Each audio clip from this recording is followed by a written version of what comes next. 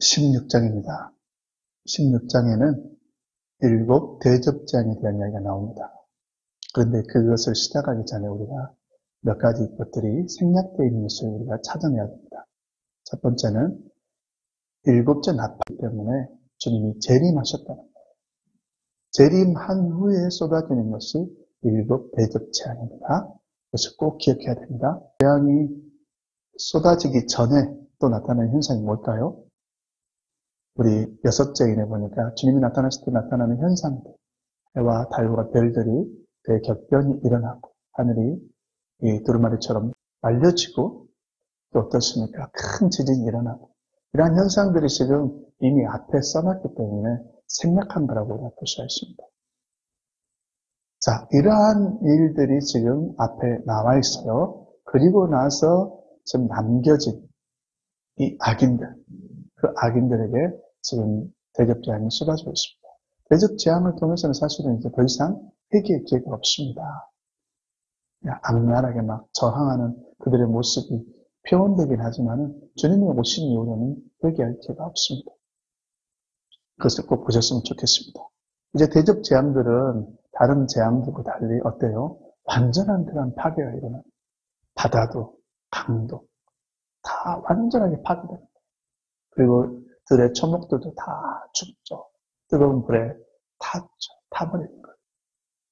자, 그래서 우리가 쭉 보면서 우리가 다 읽으면 이해할 수가 있지만요, 좀 어려운 부분이 있습니다. 4절부터 보면은 셋째 천사가 그 대접을 강과 근원의 소돔의 피가 되어라. 왜 이렇게 피가 됐을까요? 6절에 보니까 그들에게 이런 핏물을 마시게 하는 것이 하나님의 의도가 있다는 거예요. 성도들의 피에 대한, 핏값에 대한 하나님의 보응이라고도 이렇게 말씀하고 있습니다.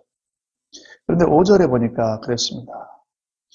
물을 차지한 천사가 이르되 전에도 계셨고 지금도 계신 거룩하시며, 전에도 계셨고 지금도 계신, 뭐가 하나 빠졌죠? 장차하고 시리가 빠져있어요. 왜? 오셨기 때문에 그렇습니다. 오셨기 때문에 장차 이 부분이 생략된 거예요. 그리고 와서 뭐를 하시는 거죠? 이렇게 심판하시니 현재 영을 쓰고 있어요. 현재. 이렇게 심판하고 계시니 의로우시도다. 오셔가지고 심판하고 있어요. 이 문맥을 통해서만 봐도 우리는 대접 재앙들이 이미 주님께서 재림했다는 것을 전제로 좀 써 있구나, 이걸 우리가 알 수가 있습니다. 그래서 쭉 이야기가 나오는데요. 자, 좀 어려운 부분이 그럼 어딜까요? 자, 여섯째 대접 재앙이 정말 어렵습니다. 자, 이 대접 재앙들이 순서대로 쏟아진 것처럼 우리가 여기서 나와 있지만은 시간적 간격을 보면은 여섯째 대접 재앙을 보게 되면은 15절 한번 보겠습니다.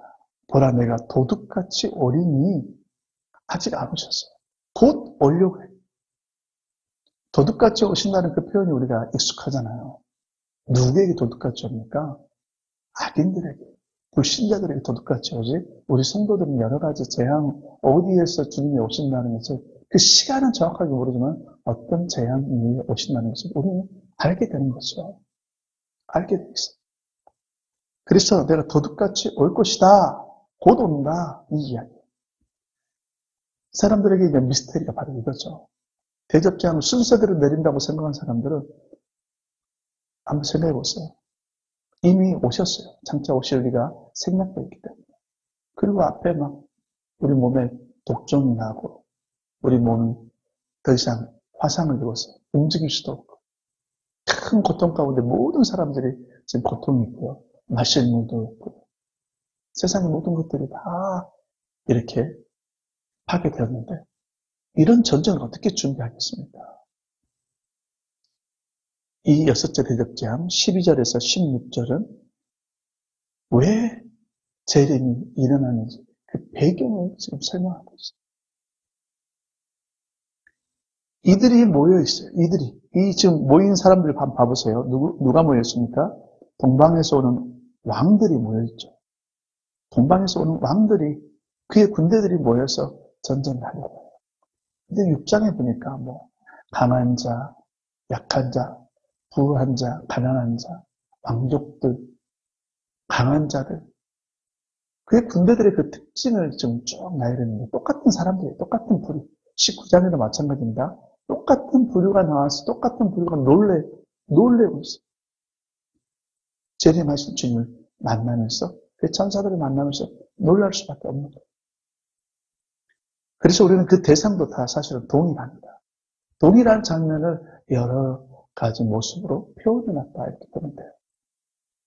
그래서 이 6째 대접 재앙에서 우리는 많은 사람들이 헷갈려 하는데요. 이것은 재림 전에 적그리스도와 거짓 선지자와 또 사단은 세상에 많은 사람을 미혹해서 성도들을 다 죽이려고 하는데 특별히 이스라엘에 있는 그 수많은 성도들을 다 전멸시키려고 하고 또 우리 이스라엘 밖에 있는 이방인 성도들도 다 멸절시키려고 하죠.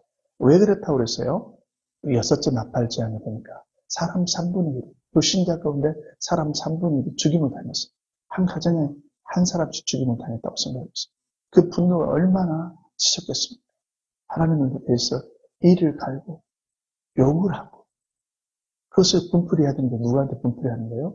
성도들에게 분풀이하는 거예요. 그래서 그들이 다 일어나서 성도들을 멸절시켜버리자 이렇게 선언하고 실질적으로 많은 성도를 죽이고 지금 큰 그러한 전쟁을 준비하고 있습니다. 그러한 상황에서 주님이 오시는 거예요. 그것을 보면서 지금 15절에 내가 도둑같이 올 것이니까 너희 수치를 당하지 않도록 깨어있으라는 거예요. 수치를 당하지 마라. 세상의 어떤 기류에 편승해서 하나님도 이제는 침묵하시는구나. 우리를 버렸나 보다. 이렇게 하고 대세의 흐름을 따라가지 말라는 겁니다. 믿음을 지키라는 거예요. 이 이야기가 지금 6째 대접 재앙에 들어있습니다. 참 매우 중요한 이야기인데요. 이것을 우리가 재림의 배경이라고 보면 재림의 상황을 이해하는 가장 어떤 그런 핵심적인 그러한 본문이다 이렇게 보면 됩니다. 7째 대접 재앙이 17절부터 시작되는데요. 거기서 쫙 나오는데 큰 지진이 일어나고 이 땅이 크게 이제 격변이 또 일어나는데요. 그 격변이 뭘까요? 큰 지진이 일어나고 섬들과 높은 산들이 다 이렇게 어떻게 보면 평평해진다고 할까요? 어떤 그러한 예전의 모습에서 많이 이제 새 하늘과 새 땅으로 바뀌려는 그러한 어떤 전초전의 그 모습의 그러한 사건들이 일어나고 있다 이렇게 볼 수가 있어요. 21절에 보니까 마지막에 내리는 그러한 하나의 재앙이 있는데 우박 재앙입니다. 참 특이하죠? 천사들이 그냥 옮겨가면 되는데 옮겨서 풀물불에 던져 놓으면 되는데 지금 마지막 우박 재앙까지 이렇게 내리는 것은 하나님의 어떤 깊은 의도가 있어요. 근데 지상에 내리는 우박이 무거우면 얼마나 무겁겠습니까? 가끔 그런 영상을 많이 보게 되는데요. 어떻습니까? 우박 보면은 뭐 주먹만 하지만은 실제 주먹만한 우박도 드물죠. 그만큼 이제 크다는 표현인데요. 그런데 여기서 보니까 21절에 보니까 무게가 1달란트나 되는 큰 우박이 하늘로부터 사람들에게 내렸다. 그랬어요. 이 무게가 측정된 재앙이 사실은 없어요. 없는데 지금 이 유일하게 우박이 내리는데 그 무게를 표현해놨어요. 1달란트다. 왜 1달란트라는 이 무게를 갖다가 구체적으로 기록했을까요? 이 우박이 누구에게 내리는 거예요? 지금 성도들에게 내리는 게 아니에요. 성도들은 이미 주님이 오셔가지고 부활하여서 휴거돼요. 지금 새 예루살렘 하나님의 보좌 앞에 서 있죠. 남겨진 악인들에게만 내리는데 우리 16장에 우리 그 물을 차지한 천사가 이야기했죠. 이 핏물을 마시는 이유가 합당하다 하면서 성도들의 핏값에 대한 복음이라고 있어요. 이 우박도 마찬가지. 우박도 1달란트가 얼마냐면 34kg입니다. 34kg짜리 우박을 우리는 상상도 못했죠. 애들 몸무게잖아요. 애들 몸무게. 그 몸무게가 하늘에서 떨어진다고 생각해보세요.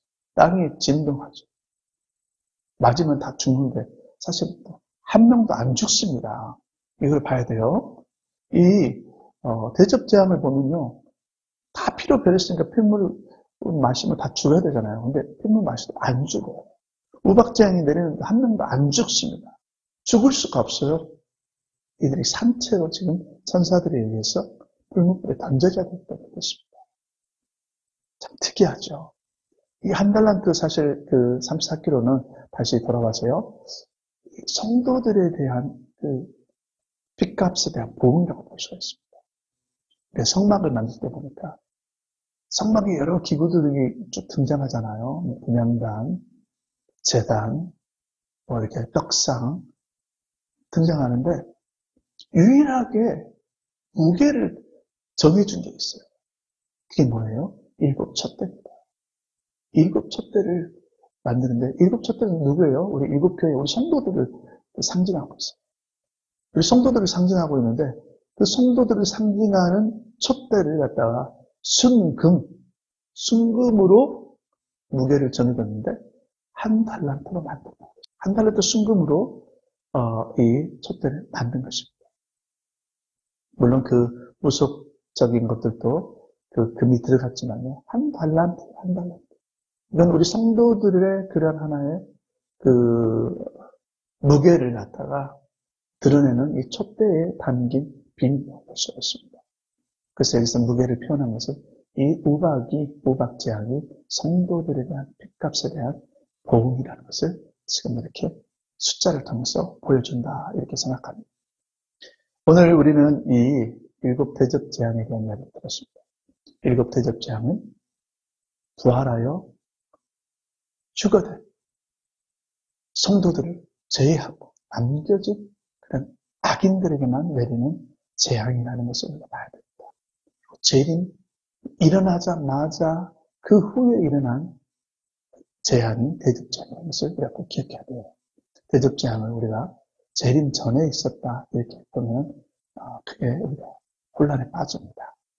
오늘 이 대접재앙을 잘 이해한다면 우리 이제는 큰 틀을 다 맞출 수가 있어요. 하나님의 심판 재앙이 내리는 것, 거기서 우리 성도들은 구별되어서 보호받는 것, 이것을 어떤 큰 틀을 유지해 나간다면 크게 두려워할 것도 없고 우리가 성도의 특권을 내 환난 가운데서도 누리고 있구나 이걸 갖다가 우리가 통해서 평안을 누릴 수가 있습니다.